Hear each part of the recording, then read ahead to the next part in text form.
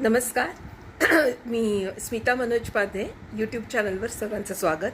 माझ्या भाग 1मध्ये व्हिडिओमध्ये 7 जूनला मी 3 नाटकं पाहिली हा मी नमूद केलं होतं. आता त्याच माझ्या व्हिडिओमध्ये मी असंही सांगितलं की आम्ही देवबाभळीचं सुद्धा तिकीट काढले आणि ते आजचं होतं. दिनांक 11 जून 2025 दीनानाथ येथे संध्याकाळी 3:45चा 3:45 प्रयोग होता. तोच प्रयोग बघून मी आत्ता घरी आले आहे आणि आम्ही तिघं होतो, माझे मिस्टर, माझा मुलगा. अतिशय सुंदर नाटक आहे. ऑफकोर्स आता ते इतकं हाऊसफुल जात आहे आणि नुसतंच सांगण्यासाठी मी हे सांगत नाही आहे. ज्या लोकांनी हे नाटक अजूनही पाहिलं नसेल त्यांनी खरंच ते एकदा बघावं. टेक्निकली लिखाण, डिरेक्शन आणि भूमिका आणि जे काही आहे, मी असं म्हणेन की शोले पिक्चर कसा बनला की सगळं अगदी छान जमून आलं आणि सगळं त्यांच्या मुलाखतीतून पण काही गोष्टी आपल्याला समजतात. पण मी एकूण सांगते की सगळं जे त्यांचंही म्हणणं तेच आहे की आम्ही ज्या गोष्टी करत गेलो त्या घडतच गेल्या. म्हणजे आमच्या ध्यानीमनी नव्हतं, पण ती गोष्ट आमच्या विचाराच्या पलीकडे घडली आणि ती चांगली घडत गेली. हा जो मुद्दा ती लोक त्यांच्या मुलाखतीत सातत्याने आजपर्यंत सांगत आहेत.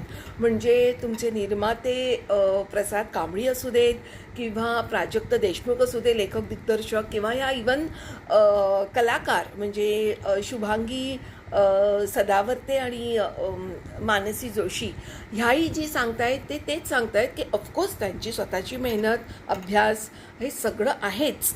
पण इवन टेक्निकली जी लोक बॅकस्टेजला आहे, लाईट्स आहेत, ह्या सर्वांनी असंच म्हणजे केलं की आम्ही करायला गेलो काहीतरी चांगलंच आणि ते जास्तच चांगलं झालं.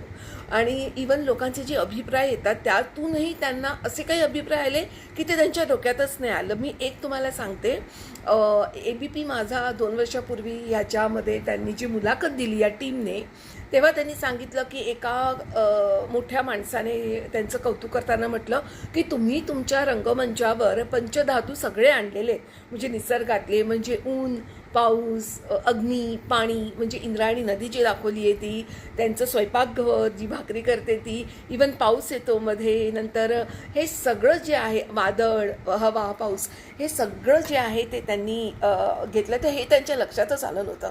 पण हे सांगत असताना ती लोक असंही नाही म्हणत की हे आमच्यामुळे झालं, हे घडत गेलं. ऑफकोर्स मेहनत आहे. ज्यांनी नाही पाहिलं त्यांनी नक्की हे नाटक बघा, एवढंच मी म्हणेन. देव बाभळी.